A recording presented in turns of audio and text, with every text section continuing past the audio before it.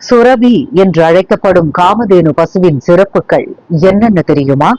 பெண்ணின் தலை மற்றும் மார்பையும் பசுவின் உடலையும் மயில் தோகையையும் கொண்டது.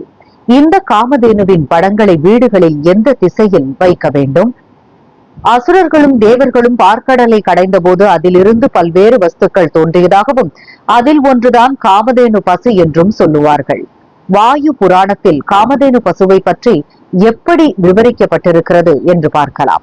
இந்த பசுவின் பற்களில் புயல், மின்னல் தேவதைகளும், நாக்கில் சரஸ்வதியும், குளம்பில் கந்தர்வர்களும், மூட்டுக்களில் சப்த ரிஷிகளும், இரு கண்களில் சூரிய சந்திரர்களும், திமிலில் நட்சத்திரங்களும், கோமியத்தில் கங்கையும், உடல் முழுவதும் ரிஷிகளும், சாணத்தில் லட்சுமியும், மயிர் கால்களில் அனைத்து வித்தைகளும் உள்ளன.